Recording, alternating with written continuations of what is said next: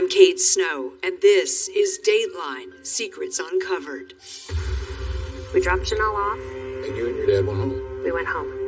Imagine her being taken from her home. Taken? She must have been terrified. I get a call, we have a missing child. She had come home, taken off her coat, just like she was just going to settle down and watch TV. It was truly baffling. No sign of a struggle, nothing missing from the house. There were shoe prints found around the outside of the house. Doors are getting locked. Parents were warning children. It really rocked this community. Every single person who lived in the neighborhood needed to be tracked down. I know who you did.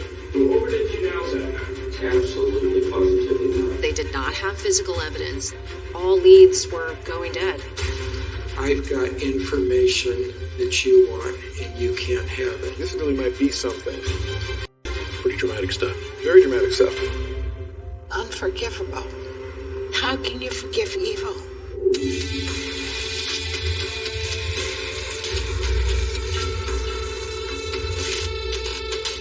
Hello and welcome to Dateline Secrets Uncovered. 12-year-old Janelle Matthews was a spirited girl living a carefree life in small-town Colorado. Then, just before Christmas, her father came home to discover she was missing. Investigators worked the case for decades, with the killer taunting them at every turn. It would take a sharp-eyed detective to expose a secret and help find justice for Janelle. Here's Dennis Murphy with Footprints in the Snow.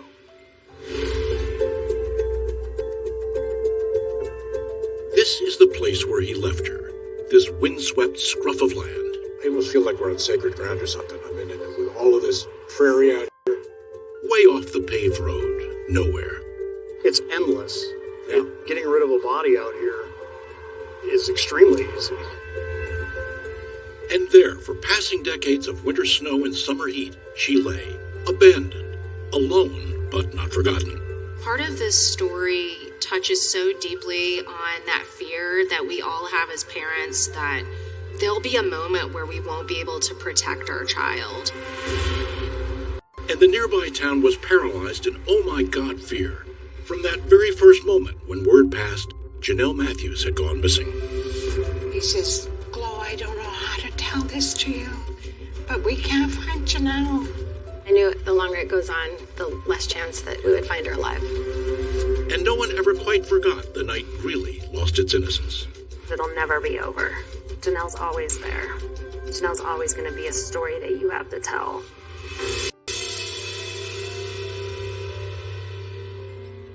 It was just before Christmas, December 20th, 1984, in small-town Greeley, Colorado. Back then, Greeley was a cow town on Colorado's eastern prairie, a quiet place to set down roots and raise a family. Greeley was 50,000 approximately at that time. Now it's about 125, 130, but to me it was kind of an ideal Midwest town, small Midwest town. Good place to raise kids, good schools. A lot of it was about raising your kids in the kind of environment you wanted, with the safety that you expected. Definitely. Jim Matthews moved here from California with his wife Gloria and two daughters, Janelle and Jennifer. You know, I was interested talking to your parents. I have this kind of picture of Greeley, Colorado, like the old TV shows from the 50s. I say growing that's up, Jennifer. Exactly right. I didn't have to worry about being outside and playing with my friends and coming home by dark and just enjoying life. That December 1984, Gloria decided to take a trip back to the West Coast to visit her extended family. That meant she would miss Christmas Day in Greeley. You know, Janelle said, what are we going to do about Christmas? And Gloria told her, you know, we'll just wait another day, and Mom will be back on the 26th, and we'll celebrate Christmas. But even with Gloria away in the days leading up to Christmas, Jim was determined to make the most of the season for his daughters. Jennifer was 16 then, Janelle 12. What did Janelle in particular think about Christmas coming around? She loved Christmas. She liked to make presents for her friends. She likes to get presents. And she liked to get presents. You know, who doesn't? She was excited for the gifts and just everything about Christmas and the songs. Deanna Ross was Janelle's childhood best friend, and they sang together in the school's honor choir. They'd both been rehearsing hard for the Christmas concert that night of December 20th. It was the last big event before school ended for the holidays. That's Janelle, right there in the middle. Did Janelle enjoy it? She loved it, yes. That was really her sweet spot, right? Absolutely, yeah. Jim Matthews was juggling the schedules of both daughters that evening. First, he dropped Janelle off and then went to watch Jennifer's basketball game.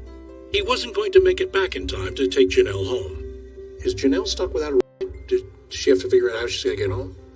No, I don't believe so. I think she had a ride figured out, but I think she came with us at the last minute. Janelle hopped in a pickup with Deanna and her dad, Russ Ross. When they pulled up to the Matthews home at about 8:30 p.m., nothing seemed out of the ordinary. Janelle ran into the house through the garage and gave her secret signal. She went inside and flicked the light on and off to let us know that she's inside, and then me and my dad left. That was the okay signal, huh? Yeah, it was the okay signal. Deanna and her dad drove away. Jim arrived home from Jennifer's basketball game at 9:30, about an hour after Janelle. 30 minutes later, Jennifer arrived home. I came home around 10 o'clock and my dad had asked, "Do you know where Janelle is?" And I said no. She usually came home and would watch TV and never had any problems about not being where she was supposed to be. What was the back of your neck telling you? Anything? Just that this was not right. Something was wrong. So Jim called the last person he thought had seen Janelle, Russ Ross. I called Russ and I said, "Russ, do you know anything about Janelle?" He says, "Yeah." He said, "I brought her home and I watched her walk in. The garage door was open." And he said she walked into the garage area and used that door to enter the house. And then she flicked the lights on and off just and everything was fine. Jim knew immediately something was awry. The garage door should not have been open. It was not open when we left. One thing was terrifyingly clear. 12-year-old Janelle Matthews was nowhere to be found. But in that garage, clues about what had happened to her were about to emerge.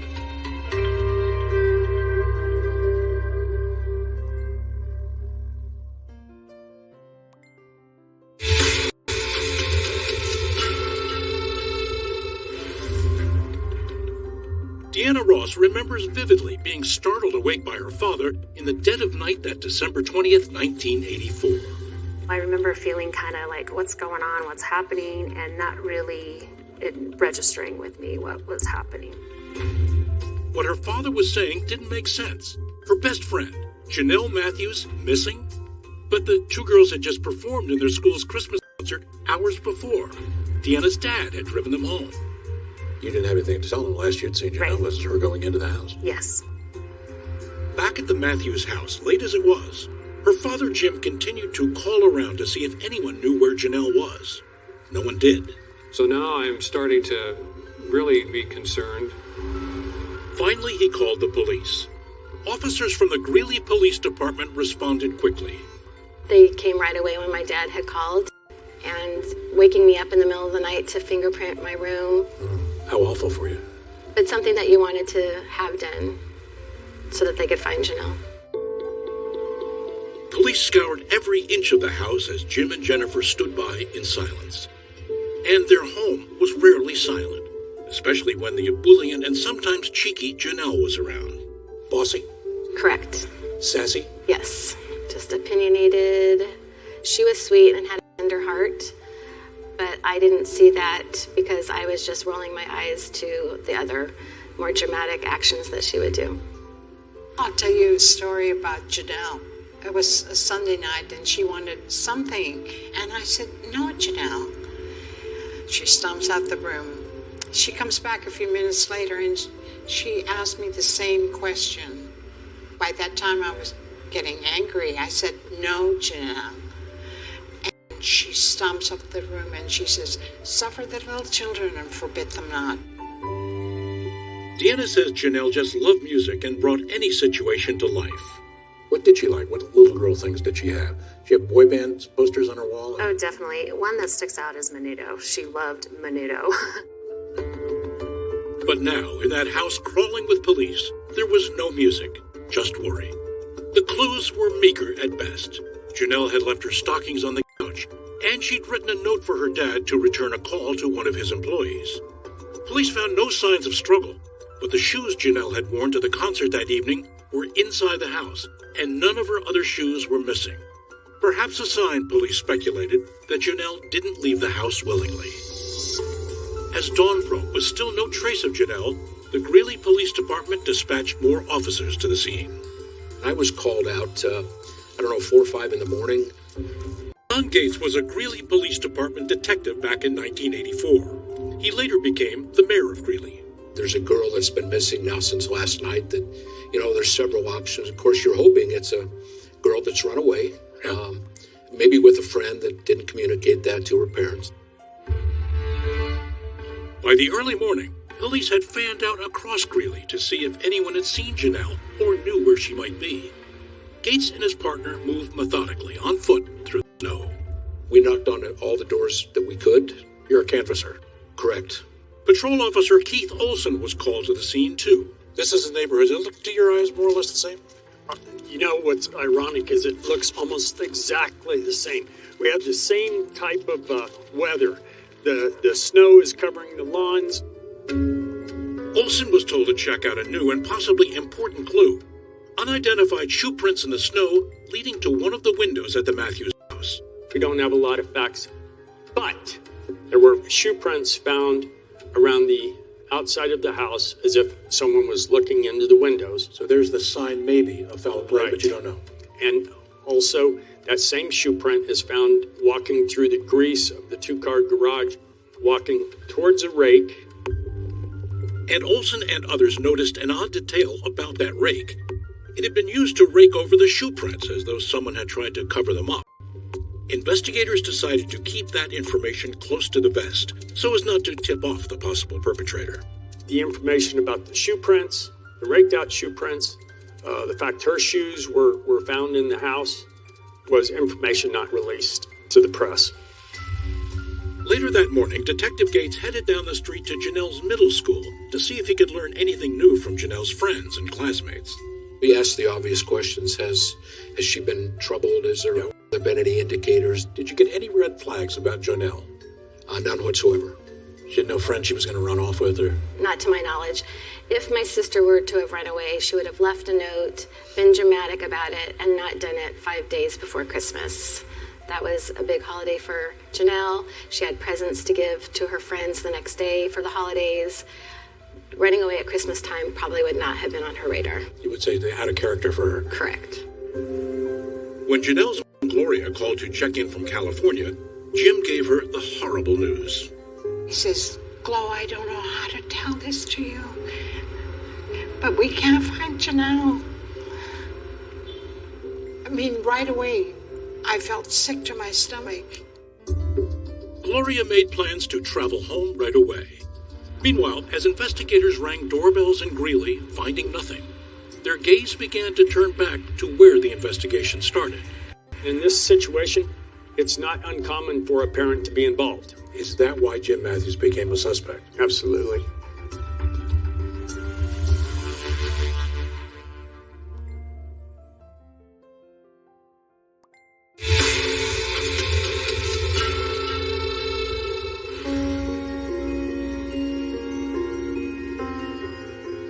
As Christmas Day dawned in Greeley, the Matthews home was uncharacteristically quiet. There were no joyful outbursts as 12-year-old Janelle unwrapped her presents. They sat unopened beneath the Christmas tree, and her contagious enthusiasm had been replaced by a dark, unspoken fear. Had Janelle been kidnapped, or worse? This has to be just unreal for you. What do you say to one another? We just embrace and, trying to think positively that she's going to, turn up. But I don't know. What do you do when you don't know when one of your children are? You search for them 24 hours a day, 7 days a week. And that's what the family, the police, and the people of Greeley mobilized to do. We still have hope that she'll be found and that she'll be found safely. And we're just going to start gearing up our efforts in 2 or 3 major channels to get the word out so that people can spot her. We had a countywide search that the police and a couple of our board members in our church organized and coordinated. 600 or 700 people for this search. The people of Greeley are like salt of the earth, and they put their needs aside to take care of the needs of people in their community. And it's humbling to be on the receiving end of this. Family friend Eileen Huff was one of those who rushed to the family side. What could you read in their faces and what they're saying to you? You know, Gloria and Jim, through all of this, have been the most gracious, kind, loving people, and that's who they are. And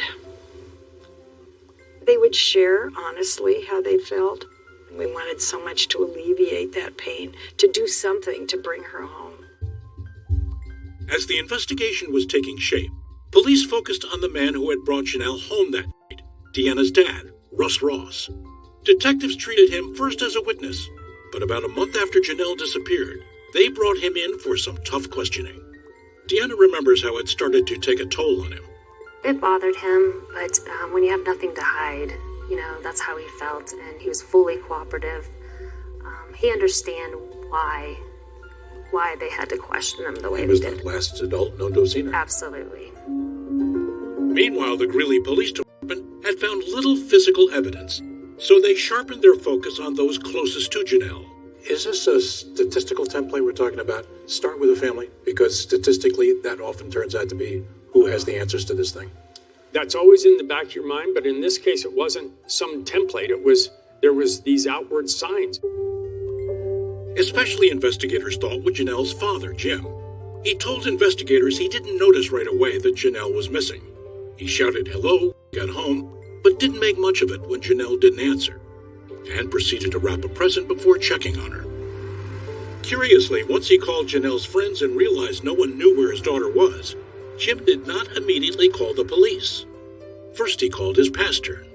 So this disappearance of Janelle is not really on police radar till sometime around 11, after 11? Absolutely. We had no idea until he made the initial call. Then, the next morning, with police swarming his house, Jim did something else that seemed odd. He went driving around for 4 hours of unaccounted time. This is after his daughter has gone missing? Yes.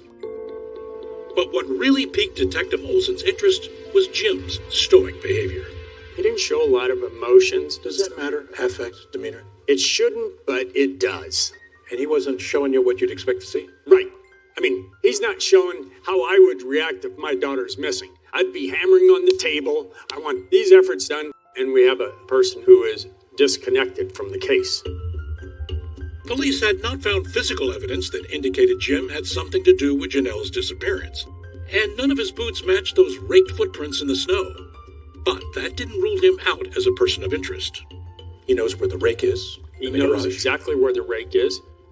You have to believe that the individual who did this, for some reason, chose to go get the rake out of the garage and then return it to its original position. Not just throw it down on the side of the house. Right, so there are all these questions and just confusion. 3 days after Janelle's disappearance, the FBI joined the investigation. They thought a lie detector test might provide some clarity and asked Jim Matthews to take one. So he did, and failed it. The relevant questions were, do you know what happened to your daughter? Or do you know the whereabouts of Janelle Matthews? So the FBI's were assuming they're some of the best politicians in the nation. They say he's deceptive. Of course, polygraphs are really just used for guidance. You can't admit them in court, I don't think. Correct. But when a guy flunks on the critical questions, what does it tell you as the investigator? That's a lead that needs to be followed up on. Investigators were going to do more than follow up. They were about to put the heat on Jim Matthews. Your daughter's missing, and the authorities think you had something to do with it.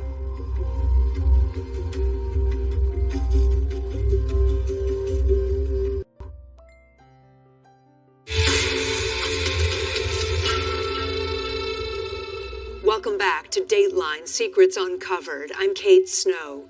Jim Matthews was under suspicion in his daughter Janelle's disappearance. Authorities questioned his story about the night she vanished. Then he failed an FBI polygraph, only increasing concerns that he was hiding an ugly secret. As the community reeled with fear, investigators were determined to find answers. Here again is Dennis Murphy with Footprints in the Snow.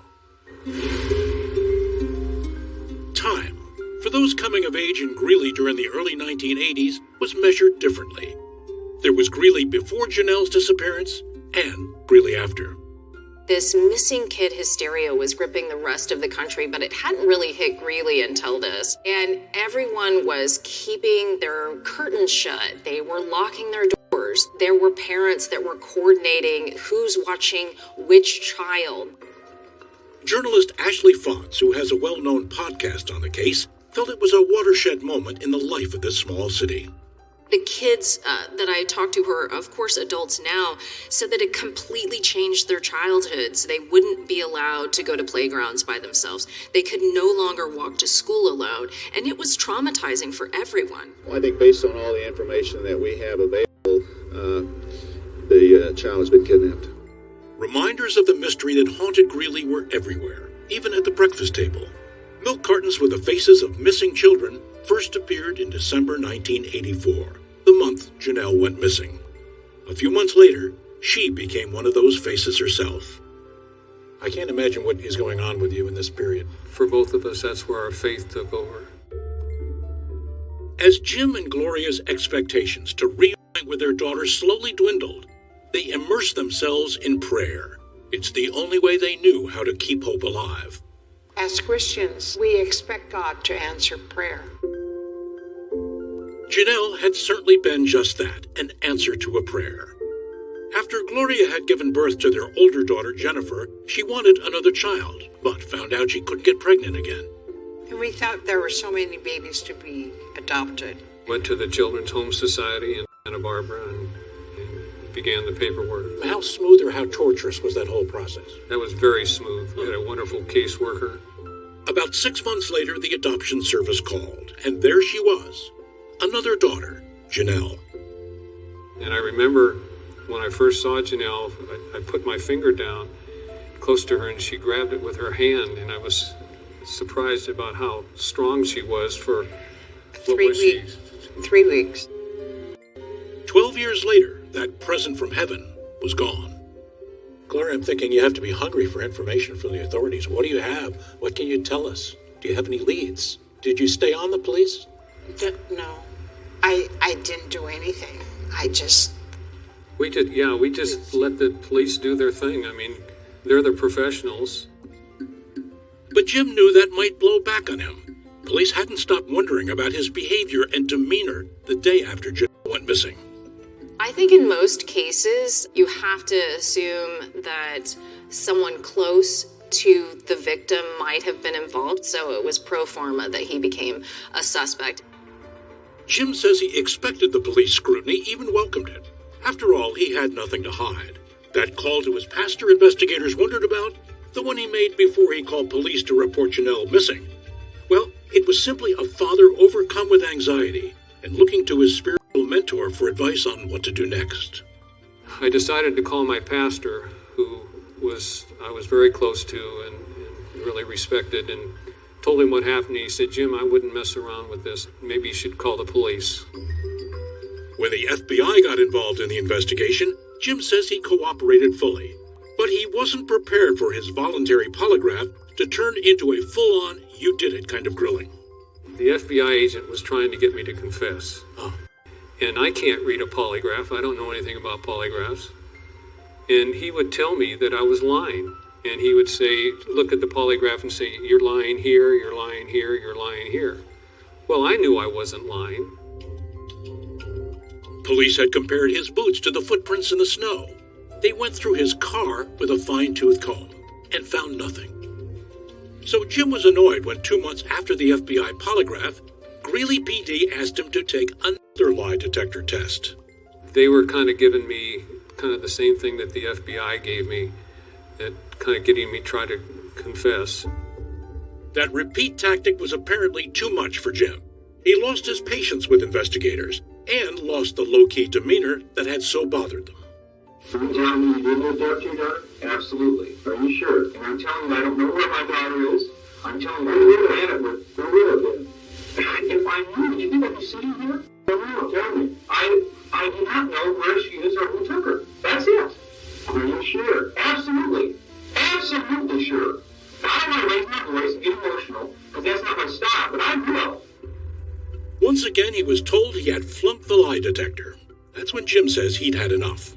And I just got tired of being the main suspect. And I just said, listen, I got mad. I have done everything I can to be cooperative with you. I've told you the truth every single time. I'm fed up with this. But no matter what Jim told investigators, he could not shake their suspicion. And soon it seemed everyone in Greeley knew he was a suspect, including close family friend Eileen Huff. I heard via people who worked in the police department, he was the guilty party. And I just thought, if you only knew Jim Matthews, he'd be the last person you'd think. Eileen thought the only way to put all the suspicions to rest was to find Janelle, hopefully alive.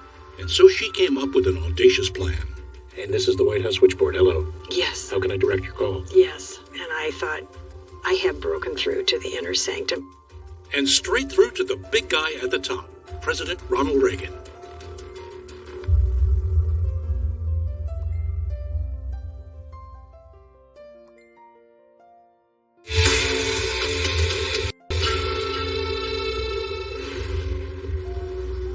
By February 1985, several months had passed without any significant leads in the Janelle Matthews case. But Eileen Huff was determined not to let the case turn cold. So she and several other friends of Jim and Gloria's formed a group called Rescue Janelle. What do you got there, Eileen? These were posters from back in 1984 and 85 showing Janelle at the choir concert. They didn't just put up flyers around town or even limit them to Colorado. They sent them to police departments across the country and to American embassies all over the world. So your thinking, Eileen, was what? Let's keep her picture in front of people, let's see the name, and maybe something good will come of it. Well, my feeling was someone somewhere is going to see her picture, know the story of what happened to Janelle, and we're going to find her, and we're going to find her alive.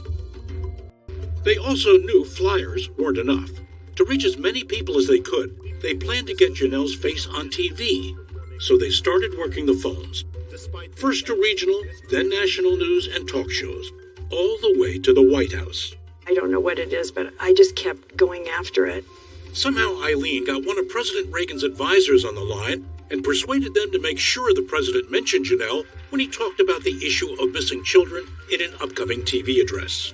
American children disappear from their homes or neighborhoods every year, causing, as we can all understand, heartbreaking anguish. For example, I learned about Janelle Matthews of Greeley, Colorado, who would have celebrated a happy 13th birthday with her family just last month. But 5 days before Christmas, Janelle disappeared from her home. Eileen's persistence and determination had achieved something remarkable. Now the phones at the Greeley Police Department wouldn't stop ringing. Their tip line was flooded with more than 1,000 leads. It was an enormous amount of tips, and so the police were just trying their best to handle all of them. This is a really tiny police department back in the early 80s, and they were chasing things down, but of course, they all turned out to be dead. The Matthews family, the whole city of Greeley, waited desperately for a break in the case.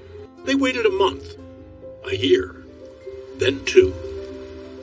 There is a somber, maybe dark cloud over Christmas, especially for my family. And I just remember asking my mom, is it always going to be this way? And she, at the time, was like, yes. The case languished.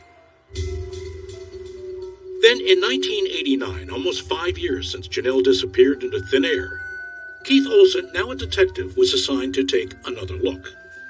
One report he had never seen before raised the detective's eyebrows. And it wasn't about Jim Matthews. One of our officers during the neighborhood canvass had knocked on the door of the neighbors directly across the street from the Matthews. Frances Drake was living there, and Frances Drake told the officer that her son had been visiting that night and that he may have saw something. And his name is what? Norris Drake. A possible witness? Olson's astonishment, no one had bothered to contact Drake or follow up with his mother. So over your shoulder here, the green exterior, that was Janelle Matthews' house. That's right. Detective Olson showed us just how close Drake's house was to Janelle's. Well, it is directly across. If you wanted to keep eyes on the comings and goings at the Matthews house, that's a pretty good vantage point. And his mother said that when he left that evening, around 9:15 or so, he sits in his vehicle for a while as if he's watching something. That was exactly the time frame in which investigators estimated that Janelle had disappeared, and before Jim Matthews returned home at about 9:30. So just who was Norris Drake? What a detective found made him wonder why the initial investigators never contacted him or took a closer look at him. At the time of Janelle's disappearance, Drake was unemployed, struggling with drug and alcohol addictions, and staying at the home of his best friend, a man named Dave. When the detective interviewed Drake's ex-girlfriend, she told him that Drake had a propensity for violence. He had beaten her up. He had broke into her house after they split up. He was currently on probation for burglary and assault on her. That puts him right in the theoretical frame, what you're looking at. Yes. He had told her that if I kill you, no one will ever find your body. He had told her how he would conceal his footprints, and even showed her how to conceal footprints in the mountains by using a tree branch to wipe out the shoe prints. So all these things are going, wow. But that wasn't all. His ex-girlfriend told Detective Olson that Drake had a fetish for preteens, especially for young girls who looked a little bit older, like Janelle. He tells his girlfriend at the time that he's obsessed with young women, children that are just developing into women. Olson couldn't find anything on the books about Drake's alleged adolescent obsession, but he says another woman who'd hung out with Drake as a young teenager told him a similar story. And no one knew where Norris Drake had been for several critical hours on the night Janelle disappeared. His mother told police canvassers that he left a bit after 9 p.m., but Drake didn't return to his friend's house where he was staying until more than 5 hours later. His friend's sister was sleeping on the couch and saw him walk in a bit after 2 a.m.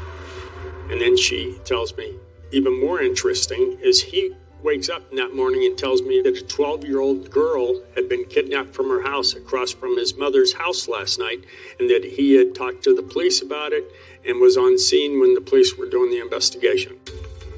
After Janelle's case went public, his friend's sister became so suspicious of Norris Drake that she sent a detailed account of what he told her that morning to a police officer friend in Denver. That statement never made its way into Janelle's case file, so the Greeley police never knew it existed. And then when I interview her, she reads me this statement that she had written so many years ago. It was if I was getting a first-hand account of the crime. Play-by-play. Right. So Norris Drake is a guy you want to talk to. Right. And maybe look at the shoes in his closet. Right. Drake got divorced several years before Janelle went missing. His ex-wife told journalist Ashley Fonts that he had abused her and even pointed a gun to her head.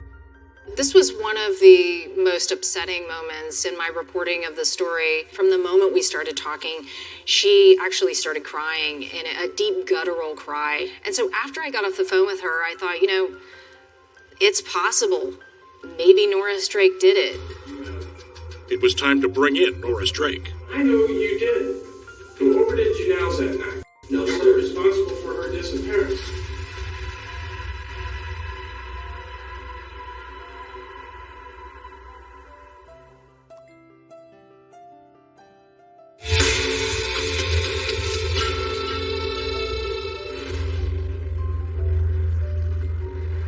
Years after Janelle Matthews disappeared, police thought they finally had their first big break in the case. The suspect, a man named Norris Drake. Detective Olson was told that he had an affinity for adolescent girls and a violent streak, and investigators had placed him across the street from Janelle when she was home alone at the time of her disappearance. Detective Keith Olson was relishing the moment when he would finally come face to face with Drake. So you're in an interview room at the police station? Sure, and we believe there's a chance we can get this guy to confess. Yes, Keith. I've got the Janelle Matthews case. Okay. I'm sure you've figured out we need to talk to you. As long as David Garden. Drake seemed honest enough about how his friend Dave lent him his pickup truck to visit his mom that night, and about the time he left her house to go back home. After that, though, Detective Olson sensed the truth stopped. I just noticed I looked across the street and Janelle's garage door was up, and the lights were on. In the garage? Okay. And I don't remember seeing any vehicles. And after you left your mom, do you know where you went? Probably went straight back to Dave's. Okay. Do you know for certain if you did? I'm sure I did, because Dave really didn't like me tooling around in his pickup, so I'm sure I would have went straight back over there. That Olson thought was a lie. Dave's sister, who had been sleeping on the couch that night, told Olson that Drake didn't return to the apartment until after 2 a.m., more than 5 hours after Drake said he left his mom's. But what Drake said next was the kind of wait a minute moment that made the detective believe Drake knew what had happened to Janelle. What information did you hear about the case? Well, I remember real well that they thought a gang of kids had come across the back field, had jumped the fence, and had somehow nabbed her, and that they had even found evidence where they'd taken a rake out there and raked over their tracks. The rake footprints in the snow. That information was known only to the police and the Matthews family, who had promised to keep it secret. If Drake was the perpetrator, that was a huge slip. He's got too much information. Norris, Drake says that he was provided the information possibly by his mother from a phone call early in the morning. And she told him all this stuff. But how could Drake's mom know anything about case details police had kept a lid on? By now, Detective Olson was convinced that Drake was hiding something. Drake agreed to accompany police for a search of his mother's house where he was currently residing. When he returned to the interrogation room, Olson amped up the pressure, hoping Drake would crack. First, he confronted him about the rake.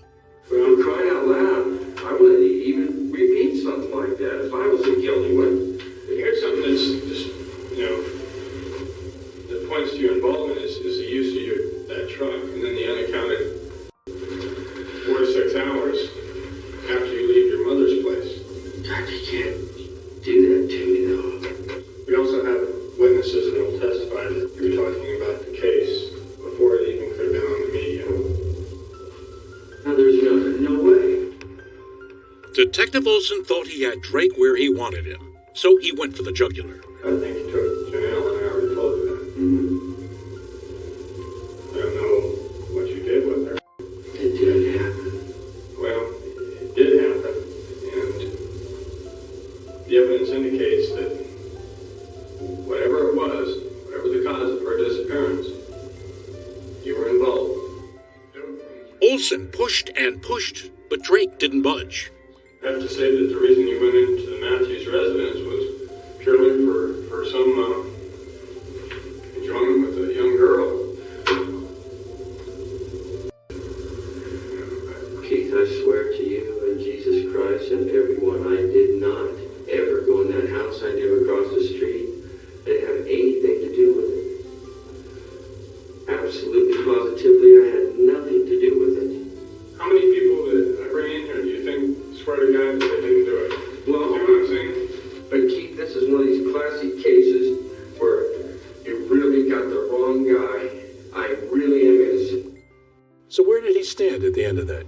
Was he still on your... You thought he was going to be good for this? Oh, absolutely. I mean, everything just seemed like this has to be the guy. Olson would not get another stab at Drake, who left police headquarters and promptly lawyered up. It had been 5 years since Janelle disappeared, which made it unlikely for investigators to find physical evidence that would implicate Drake. Sure enough, they hadn't found anything in his mother's house. Olson even tracked down the pickup truck that Drake drove that night, but again, zilch. There was just nothing there to indicate that any crime had occurred inside the pickup truck. Certainly no bullet hole and no blood stains or blood patterns or anything. Olson thought he had a strong circumstantial case against Drake, but he knew that if he wanted the district attorney to charge him, he would need physical evidence or a confession, and he had neither. Here's the problem. We have no proof that Janelle Matthews is dead. I mean, and we have no crime scene, and we have no body. The investigation into the disappearance of Janelle Matthews had once again reached a dead end, and a frustrated Detective Olson reluctantly walked away. It sounds like you still have question marks about Norris Drake in the back of your mind. Well, that's because he was indelibly burned into my mind over all these years, and so it's a scar that's always going to be there. At the Sunnyview Church of the Nazarene, friends of Jim and Gloria Matthews come together to say goodbye to Janelle.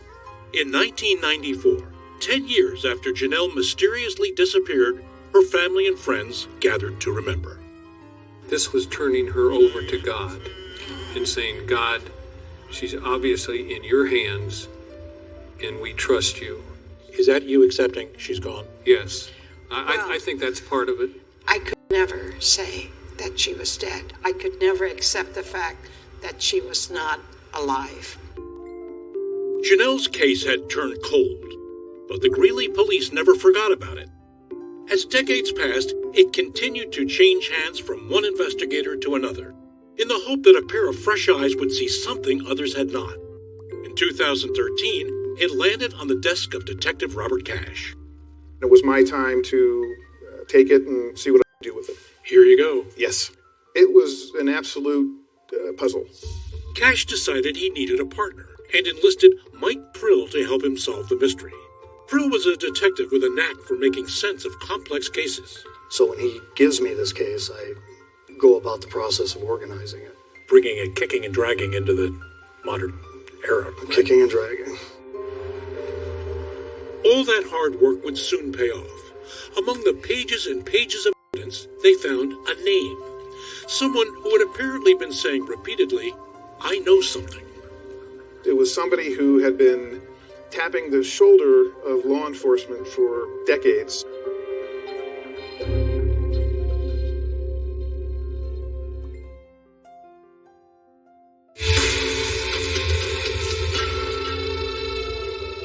Welcome back to Dateline Secrets Uncovered. I'm Kate Snow. What happened to Janelle Matthews? It was a decades-old mystery a new team of detectives was determined to crack, and their fresh eyes were exactly what this investigation needed. Digging into the case file, they were about to uncover a new suspect, someone who appeared to have a secret he was burning to share. Back to Dennis Murphy with Footprints in the Snow. In 2013, nearly 30 years after 12-year-old Janelle Matthews disappeared, Detectives Robert Cash and Mike Prill inherited the case. It took Detective Prill 15 months to create a coherent, all-encompassing case file. And when it was all done, the same old persons of interest emerged from the pages. Jim Matthews, Russ Ross, and Norris Drake, who died in 2007 of an overdose, but was still a suspect. But Prill also noticed something new. A very odd character who'd been dancing around at the fringes of the case. A guy named Steve Pankey. He was someone that came up in my review of the original investigation. And his name would pop up in 2 paragraphs, in 2 reports, and never again. Who was Steve Pankey? Turned out he had some curious connections to people involved in the case. For instance, the Matthews family belonged to the Sunnyview Church of the Nazarene, and Steve Pankey once worked there as a custodian. He'd worked for them, gotten fired, and been excommunicated. Yes. From the congregation. Yes. Pankey reportedly held a grudge against the entire congregation after that. He also knew Russ Ross, still a suspect in the case. Ross had been Pankey's boss at a 7-Up distributorship in the 1970s, and there seemed to be bad blood between them. He alleged that Russ had beat him up at one point as a supervisor at 7-Up. So although that happened in 1978-79, Steve to this day still despises Mr. Ross. But even more intriguing to Cash and Prill was that Pankey had reached out to police soon after Janelle disappeared. He made a phone call and said, I have information on Janelle. And I have pretty good evidence that she was dead, or she is dead. But I don't want to share any more of my information until you tell me what you know in this investigation. So that's really weird. Very. It turned out Pankey hadn't just contacted law enforcement that one time. He'd reached out repeatedly through the years. For some reason, no one ever got back to him. He was continually dismissed by one investigator after the other. It was somebody who had been tapping the shoulder of law enforcement for decades. And he's always talking about the Janelle case. Correct. And he went into the discard bin. Yes. In April of 2019, 34 years after Pankey first called Greeley police, Cash got him on the phone. Hello? Hi, looking for Steve Pankey, please. This is Steve Pankey. But suddenly, Pankey feigned total ignorance about Janelle's disappearance. It seems to be that you're focused on people in the months, weeks, days, the night that she disappeared. And if that's your focus, I can't help you. And unprompted, Pankey made a point of denying any personal involvement in Janelle's disappearance. I was never at Janelle Matthews' house. My first knowledge that Janelle Matthews existed and disappeared was 6 days after the fact. But during a rambling 45-minute conversation, Pankey hinted he knew things about the case, things about Russ Ross, but he wouldn't share anything unless he could get some guarantees. I'm not going to say anything until I have a firm deal that can't be broken. Pankey's response to Robert was, I want my attorney. I need to work a deal. I need some protections. Who needs a deal unless they've got a problem? And what is his problem? It was that confounding. Cash and Prill started asking around about Pankey. A portrait of a quirky, belligerent character quickly emerged. It was a call with Pankey's ex-wife, Angela Hicks, that suddenly turned the decades-old cold case red hot. She said, "Oh gosh, I've been waiting so long for you to call." Angela described a chilling incident from 1999. She and Pankey, still married then, had moved to Idaho. He came home one day and said he had tried to talk to the police there about the Janelle Matthews case, but they wouldn't listen to him. She was taken aback and remembered the case from Greeley and kind of inquisitively said, "Janelle Matthews?" To that, she said, Steve Pankey looked at her and said, "Well, you don't think I would hurt her, do you? When she looked just like you." How creepy was that? Well, she said that it made her blood run cold. That incident triggered a flood of memories about Janelle Matthews' disappearance and Pankey's peculiar behavior, which Angela told police started the day after Janelle disappeared. It was the Friday before Christmas 1984. Steve tells her, hey, we're going to go to California for Christmas. And this was a trip that they weren't supposed to be going on, and suddenly he wants to get out of town. And she finds that a little bit curious. The trip ended just as abruptly after Pankey got into a fight with his father. The Pankeys drove back to Greeley on Christmas Day.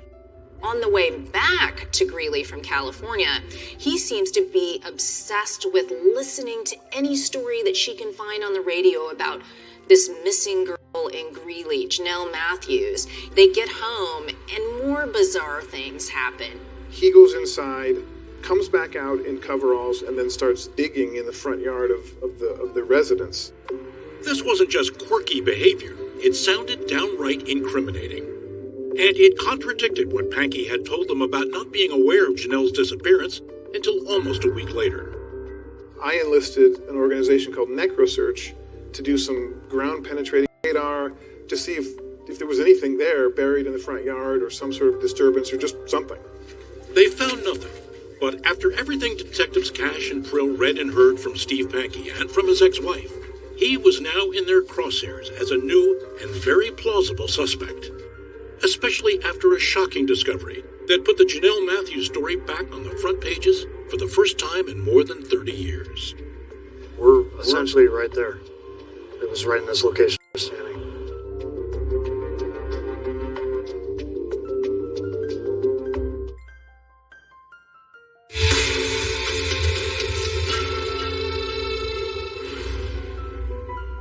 In the summer of 2019, Steve Pankey had emerged as a new person of interest in the Janelle Matthews case. Then, on July 15th, out of the blue, Detective Cash got a call. A construction crew digging an oil pipeline in a remote part of the county had made an important discovery. They'd found unidentified remains that had been lifted up with earth-moving equipment. Cash hurried to the scene about 20 miles from Greeley. Detective Prill met him there. It was kind of dusk. I remember it was, very, very hot. They'd already flown a drone around the area to kind of get an idea of kind of the whole area. The chance discovery in a vast open field was human skeletal remains. Cash went in for a close look. It took his breath away. I go and look, see the skull, see the braces. Braces on the teeth? Janelle wore braces back in 1984. Then immediately I see clothing that is in and around and attached to the skeletal remains. We're essentially right there. It was right in this location that we're standing. Keep coming back to the revelation that there's her braces still on, right? Mm-hmm. Right. No question who your discovery is at that point. Right. And the clothing. Yeah. She's dressed exactly as she was at the choir recital, except that she had a coat on. Yeah. She had that distinctive shirt and blouse and everything else. There was no doubt when you looked at her, it was her. They had found Janelle. A DNA sample confirmed the identity. It was a match to Janelle's biological parents. But there was no DNA from anyone else. The cause of death seemed clear too. It looked as though Janelle had been shot through the head. No bullets or shell casings were found. I almost feel like we're on sacred ground or something. I mean, with all of this prairie out here, and Right. This is where this poor kid was for decades, huh? For 35 years. And think of the world that's changed while she was Winters and here. summers, and here she is. Who calls Janelle's parents? I called Janelle's parents. You know, she really just kind of came out with it that we have found something and we believe that it's Janelle. Jim and Gloria had moved away years earlier, but say they still think of Greeley as home. And that's where they decided to hold a memorial service and burial for their daughter, 35 years removed from her 12th birthday. We had a huge turnout again, 400 people, feeling the love of the people around us. That was tremendous satisfaction to be able to do that, I guess is the best way I can say it. To be able to put our daughter to rest. With their case now a homicide investigation, the detectives set aside their previous suspects to focus on Stephen Pankey, who was living in Idaho. After Janelle's funeral, they decided to take a road trip. We have to go to Idaho. I want to see this guy. The meticulous Detective Prill spent a lot of the 9-hour drive reading about Pankey, trying to learn even more about him and what made him tick.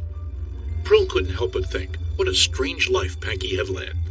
He left Greeley, somewhat under the cover of darkness, packed up his family unannounced and split. In the years after Janelle disappeared, the Pankey family moved to several different states before settling in Idaho in the 1990s.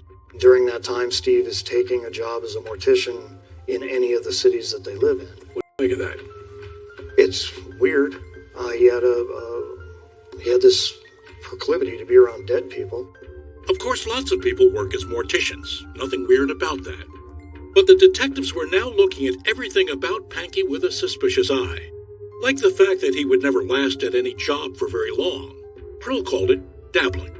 And when he wasn't dabbling, he was filing frivolous lawsuits. And running for office. I'm your next governor. Right. He had actually run for several offices, including 2 extremely long-shot campaigns for governor in Idaho. Didn't have a chance at any of those things. No. Hello, everyone. This is your best friend, Steve Pankey. Intermixed with all of this is his half-truths, claiming he had a degree in criminology. He did. That he's an ordained pastor. He was never. The more Prill read, the more bewildering things got. I mean, there were moments where I'm reading some of the things that Pankey has written, and there's a lot of WTFs going on. Yeah. Very strange comments that he is writing in motions that he filed in court. What I came away with is that he's endlessly asserting that he has some information on Janelle's disappearance. Remarkably, in legal filings unrelated to Janelle Matthews, Pankey would write something about her disappearance. One example, Pankey was arrested for disturbing peace in a bank. The charges would later be dropped, but Pankey filed a court petition saying the arrest was an attempt to force him to become an informant in Janelle's case, adding that he feared he would get the death penalty for revealing the location of Miss Matthews' body. What did that have to do with the incident in the bank? Absolutely nothing. What on earth was Steve Pankey up to? When Cash and Prill finally arrived at Pankey's Idaho home for that surprise visit, they were determined to find out.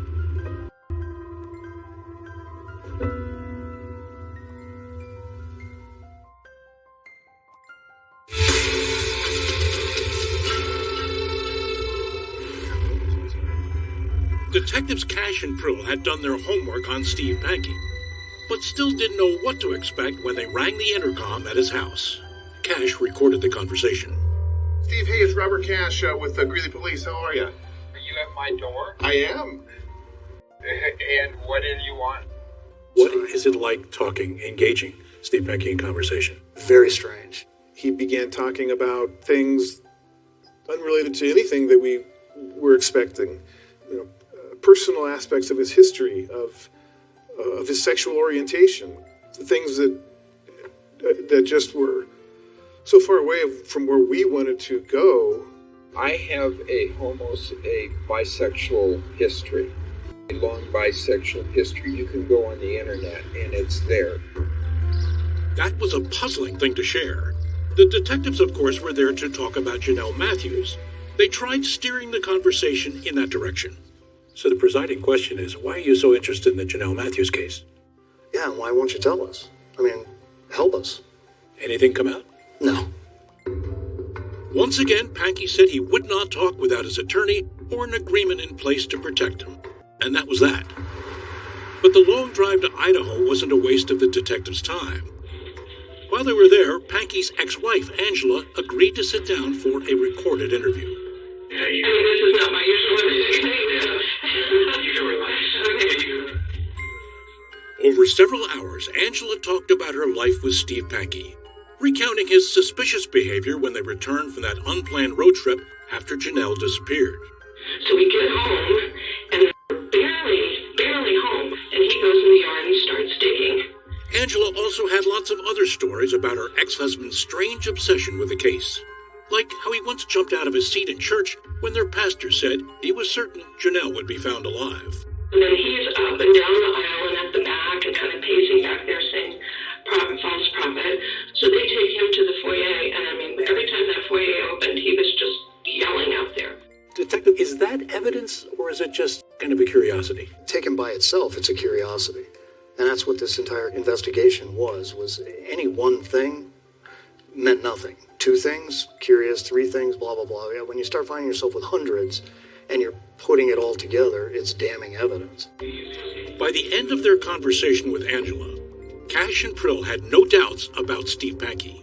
So as you guys went back in the car, what did you think? That was kind of an interesting experience, huh? Yeah, I think by the time that car was put into drive, I knew Pankey was a suspect in this case. They were done trying to talk to Pankey, but returned to his house to execute a search warrant, seizing his electronic devices. His browser history was filled with searches about Janelle.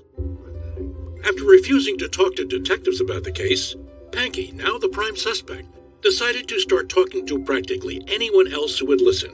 On December 20th, 1984. In an interview with NBC station KTVB, Pankey finally revealed the mysterious details of what he'd been claiming he knew about Janelle back in 1984. Pankey said it was just something his father-in-law, a caretaker at a cemetery, had told him. A cop had come to him and said that he had a body that needed to be buried in a casket. They never mentioned the name Janelle Matthews. They never mentioned any name. That's the total of my knowledge about the disappearance of Janelle Matthews, okay? That's it. There ain't nothing more. In other interviews, Pankey offered up provocative conspiracy theories about the case. One of them was about Greeley Mayor John Gates, who was a detective in 1984 and responded to the Matthews house the night Janelle was reported missing. I get a call from a journalist in Idaho who said, "Hey, Mayor Gates, are you aware that Steve Pankey has named you as a suspect in the disappearance of Janelle Matthews?" That you're part of a plot. Right. And I don't find myself speechless very often. I think I was probably speechless that day. Cash and Prill called this latest gambit the Pankey publicity tour. In full Stephen Pankey fashion, he went on a crusade. I'm going to now tell the world about Stephen Pankey. Yes.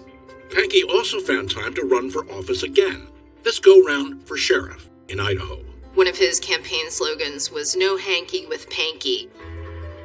Back in Colorado, Cash and Prill were paying close attention to everything Pankey was saying as they quietly built their case with prosecutors Robert Miller Lacey Wells, and the elected DA of Weld County, Michael Rourke.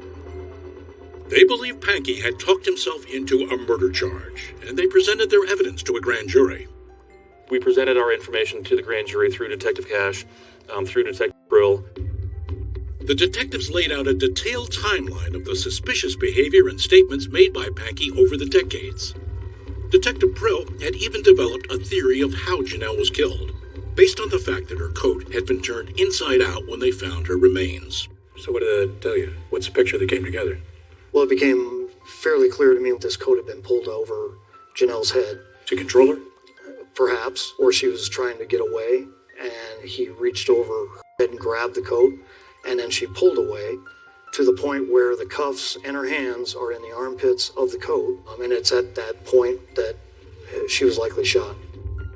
Prosecutors told the grand jurors it all added up to a strong circumstantial case. They very quickly turned around and said, "Here's your indictment. Go get him." On October 12th, 2020, that's exactly what Detectives Cash and Brill did. They arrested Steve Pankey at his home in Idaho. He was charged with first-degree murder. Pankey would soon be telling his story again. When you shot Janelle Matthews in the forehead, was she begging for her life? This time he'd be talking to his most important audience yet, a jury of his peers.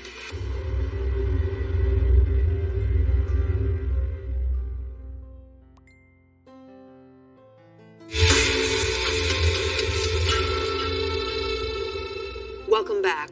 More than 3 decades after Janelle Matthews disappeared, Steve Pankey was headed to trial for her murder.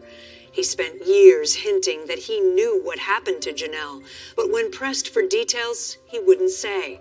So prosecutors were about to turn to someone else for help, a witness who could share intimate details of his bizarre behavior, stretching back to the night Janelle went missing.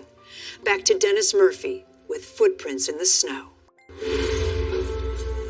Stephen Pankey had been charged with first-degree murder for kidnapping and killing Janelle Matthews. Detectives knew the case against him wasn't a slam dunk. It doesn't have all that stuff that juries absolutely crave. Correct. Obvious motive, there's no weapon, there's no DNA, there's no eyewitness. Yes, it was unusual, to say the least. There was also no evidence to show how Janelle was taken from her house or when and where she was shot, but prosecutors were still confident. The trial started in October of 2021. Reporter Ashley Fonts was in the courtroom. Paint me a picture as the trial of Stephen Pankey begins. The trial felt tense to me. This was such a storied case in Greeley, in the 80s, and it was almost like you had, ghosts of the past sitting there. Prosecutors planned to prove their case with a mountain of words spoken and written by Pankey himself. Weld County DA Michael Rourke thought that was a winning hand. For 37 years, justice for Janelle has been denied. That changes beginning today. Basically what I'm telling them is, ladies and gentlemen, you're not going to hear DNA evidence. I'm going to ask you to rely upon evidence which is as old as time. Statements. Statements of the defendant. Statements and behaviors that will lead you to but one conclusion. That he is the individual we have been looking for 37 years. Prosecutors presented an avalanche of documents. The centerpiece was Exhibit 209, a 75-page timeline prepared by Detective Brill, listing virtually everything Stephen Pankey had said about Janelle over 3 decades. Exhibit 209 was the compilation of 37 years' worth of law enforcement effort. It detailed his life, all of the statements that he's made about Janelle Matthews over the course of time. For DA Rourke, one thing Exhibit 209 stood out above all others. A letter Pankey had written to prosecutors. Rourke calls it Pankey's alibi letter. It's an incredibly detailed alibi, not in a believable sense. He remembers standing at the window, watching the snow conditions, and thinking whether he's going to be able to leave the next morning on a trip to California. But we pull the weather reports, and we know there's hardly any snow on the ground. He talks about remembering that he had gone to the gas station and bought a 6-pack of Pepsi. Who remembers that 35 years later? Prosecutors, I see so many red flags in that story, I can't count them. Mm-hmm. Do you also? Yes. Prosecutors told the jury there was only one way to interpret all those statements put together by Detective Brill. They were the product of a killer's guilty conscience. And it turned out that Prill became your Panky whisperer. He put the entire case together for the jury for their understanding through this document. After 3 days of presenting Stephen Panky in his own words, the prosecution turned to its star witness, Panky's ex-wife, Angela. She offered an intimate portrait of her ex, a man with a short fuse who insisted on very strict rules for his family. It was a household with a lot of thou shalt nots. One day I was in the kitchen, I had my stereo on, and he came in. The next thing you know, I hear crashing, smashing, no more music, no TV, no radio, no newspapers. This is going to be a godly home. Angela remembered how Panky suddenly abandoned those rules during that unplanned Christmas 1984 road trip, obsessively ordering her to find reports about Janelle on the car radio. The message to the jury was clear. This was Janelle's killer making sure there was nothing in the news connecting him to the crime. That's all he wanted to listen to on the radio. He kept having me flip to find more news reports about it.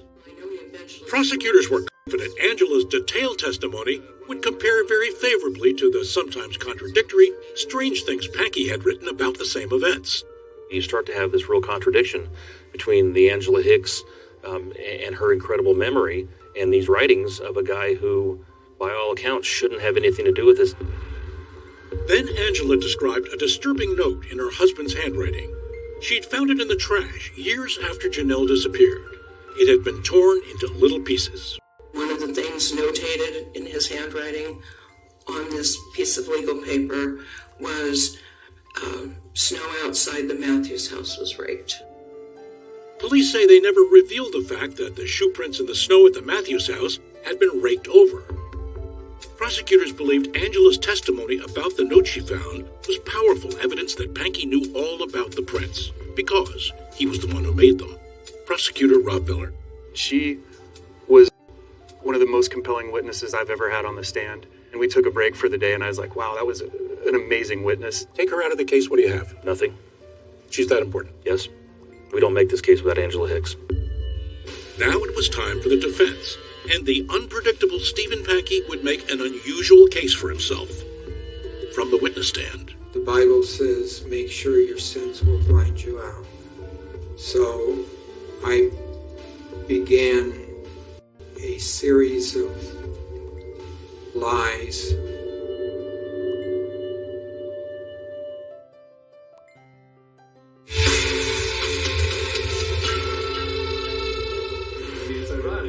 Stephen Panky's defense attorney, Anthony Vjorst, believed in his client's innocence. After the state rested, it was his turn to tell the jury why. Mr. Panky is innocent, ladies and gentlemen, because there is no physical evidence, really no evidence whatsoever, connecting him to this crime. No fingerprints, no DNA, there are no witnesses, so it's all circumstantial evidence, number one, and circumstantial evidence can be misleading. One of the defense's biggest problems was the powerful testimony of the state's star witness, Panky's ex-wife, Angela. Vjorst pointed out that Angela had waited 15 years before reaching out to police about the case, and he tried to give the jury a reason to question her motive for speaking out now. He was a sort of a domineering type of husband. She may have been sort of getting her revenge by testifying against him at this trial. She had reason to be upset with him, and she had reason to divorce him. But she doesn't have a reason to accuse him of committing a murder. When Vjorst got his chance to question Angela, he tried to demonstrate why she had good reasons to resent Panky. He did not treat you particularly well during the marriage, did he? No, he did not. Okay. He didn't provide well for you financially, did he? No. Angela said Panky inherited an ultra-conservative view on marital roles from his father, who once described a wife's place to her in a crude, offensive manner. What he had said is, you should obey your husband as unto the Lord. Okay. And if your husband asks you to stand up on a table in the middle of a restaurant and dance naked, you should do it. So that's kind of an old-fashioned view of marriage, isn't it? I thought so. Yeah. Steve had an old-fashioned view of marriage as well. Yes. After dealing with Angela's testimony, the defense shifted its focus to an alternate suspect. Vjorst thought he had a good one in Norris Drake. We presented evidence that he did have an interest in young girls, who are about Janelle's age. We presented evidence that he was there at that exact location right around the time that she was dropped off. You thought he was a viable suspect? Absolutely. I mean, I really think he's the one who did it. Giving the jury an alternate suspect to think about and challenging Angela's credibility were centerpieces of the defense strategy. But what about Stephen Pankey's credibility?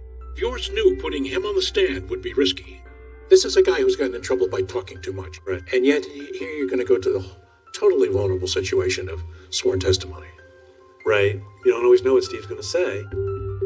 Pankey made the final decision. He would testify. And after swearing to tell the truth, he did a remarkable thing. He told the jury he's a liar. The Bible says, make sure your sins will find you out. So I began a series of lies. I had told so many lies over the years, I didn't know how you could. It's just it has to make sense, and it all doesn't. And Pankey's reason for lying about Janelle? Revenge. He said it was to exact revenge on people he didn't like. Relatives, co-workers, law enforcement. And because I hated the police, it was all in one to say, I've got information that you want, and you can't have it. It was a polite way of flipping them the bird. It was pure hatred on my part. Jim and Gloria Matthews were there and could not believe what they were hearing. Here he's trying to defend himself in a way, but he's telling us that all he's done is, throughout the years, is he's lied. How do we know that he's not lying when he was testifying that he was lying? Yeah, it was bizarre. Pankey didn't hold back when it came to Angela. He said her story about him simply wasn't true. I had never imagined that Angie would be as big a liar as I am. Angela had testified about her unhappy marriage. On the stand, Pankey said he never had romantic feelings for his wife. He recalled talking to Angela one night when he decided to sleep on the couch. I turned and told her making love to her was an act of mercy, not passion. I didn't mean to be overly gross, but I think you can surmise from that kind of like what the relationship was like. Here was Pankey himself, offering an anecdote about how poorly he treated Angela. A story that was as mean as it was gratuitous. I mean, he volunteered that. Believe me, I didn't ask him that question. A lot of Pankey's testimony wasn't about responding to questions. It was a stream of consciousness that often didn't seem to have anything to do with the case against him, or make any sense. I believe that we are living in the last days. After this lifetime, there'll be 1,000 years, millennium. Viors steered Pankey back to all of the statements he'd made about Janelle, including the letters to law enforcement at the heart of the prosecution's case. He gave Pankey a chance to explain that. Or again, what was the purpose of those letters? They thought that I was crazy. So the purpose of my letters was to prove their point. So Pankey was an unusual witness, to say the least. But on cross-examination, he continued to insist he had nothing to do with Janelle's murder. Still, there was one final question D.A. Michael Rourke wanted the jury to hear. When you shot Janelle Matthews in the forehead, was she begging for her life? Objection. Never happened. Did you look in her eyes? Never happened. No further questions. I didn't care what his answer was. I wanted the jury to have that image in their mind of that gun being pointed at that little girl's head. The jury would have its hands full trying to figure out Stephen Pankey. Defense attorney Viors says his client's unusual ways and obsession with Janelle Matthews do not make him a killer. What is going on with Steve Pankey? And the answer is he's a mentally ill person craving attention. That's the answer that I offered to the jury, and that's the answer that I firmly believe is true. The prosecution cautioned the jury not to fall for that argument. He's not someone that has a mental health disorder. He is a master manipulator. Don't let this self-proclaimed master manipulator manipulate you. After 3 weeks of testimony, both sides were feeling confident. The Matthews family, who'd been in court every day, weren't sure what to think. But as with so much of Janelle's story, it was out of their hands. Now, it was up to the jury.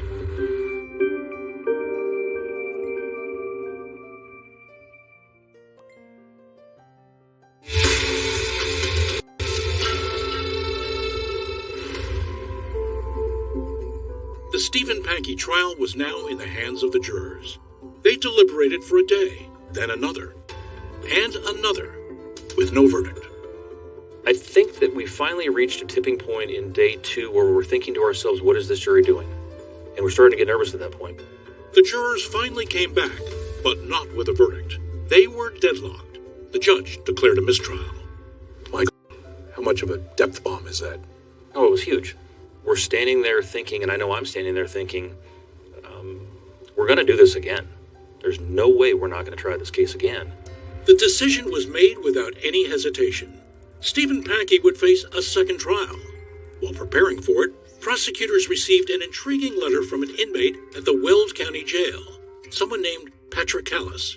It was the same jail where Pankey was being held. Prosecutor Lacey Wells. He talked about this relationship he had developed with Mr. Pankey over their shared beliefs, and it was kind of a religious-based relationship. They would praise God together. He also suggested he had some information. So Detective Prill went to the county jail to meet the inmate, who described a conversation he had with Pankey. Pankey came to this inmate and sought forgiveness for what he did to Janelle. And that whatever it was he did to that little girl was between Steve and God. So he'd booked himself a day on the witness stand. He did. Oh, yeah. The jury would hear from inmate Callis, and there was another important addition to the prosecution's witness list for the second trial. A woman named Debbie Moon. What happened to Debbie Moon? This is someone who had an incident with Pankey before Janelle, right? She was in a relationship with him back in 1977. They were members of the church together. She had come to the realization that he wanted to break up with him. He took her out on the county roads and assaulted her. Debbie Moon told police that Pankey had raped her, but said when she was told it was a case of he said, she decided not to press charges. 45 years later, she still stood by her allegation, and the judge decided to let her testify, overruling a defense objection. We had a big ask of her. She had left the state of Colorado because of Mr. Pankey and had never returned. She came back for the second trial to bring justice for Janelle. Stephen Pankey's second murder trial began in October 2022. The prosecution had those two new witnesses, but the heart of the case remained the same. The state would rely on Pankey's own statements to prove his guilt. D.A. Rourke's opening argument had a familiar ring to it. The defendant is the person that police were looking for 37 years. Pankey had two new lawyers this time. Public defender Peter Harris used pretty much the same playbook from the first trial. Not only is there no DNA, there's no fingerprints, there's no murder weapon. There is no witness.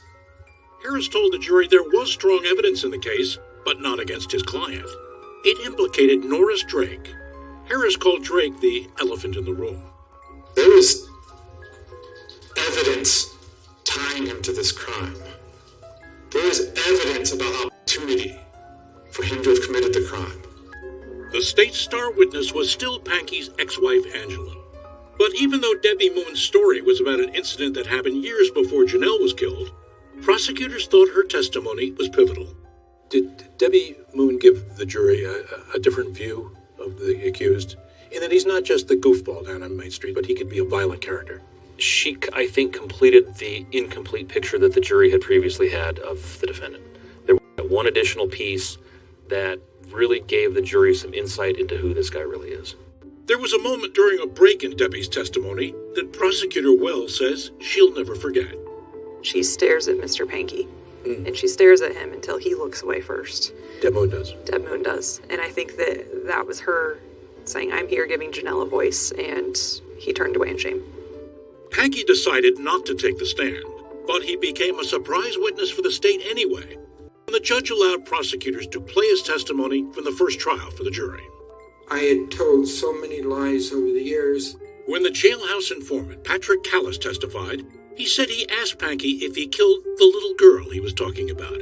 He said Pankey nodded yes, and then prayed for forgiveness. The DA thought that testimony was so compelling, he used the informant's words to conclude his closing argument. Ladies and gentlemen, the defendant did confess to this crime through Patrick Callis. Pat, I need forgiveness. For what? For that little girl. Did you kill her? That's between me and God.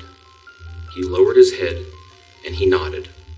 Defense attorney Jessica Brazil made the closing arguments for Pankey. Mr. Pankey seeks attention, is paranoid about law enforcement. Everyone has someone like that in their life where they're just a little off. That doesn't make them a murderer by any means. This jury deliberated for less than 2 days, and this time reached a decision. The judge read the verdict. We, the jury, find the defendant Stephen Dana Pankey guilty of murder in the first degree, felony murder. Guilty of first-degree murder. What a moment. I mean, just knowing we got the Matthews some closure in this lifelong saga they've been through and gotten some justice for the city of Greeley and our community. Detective Prill was sitting at the prosecution table when the verdict was announced.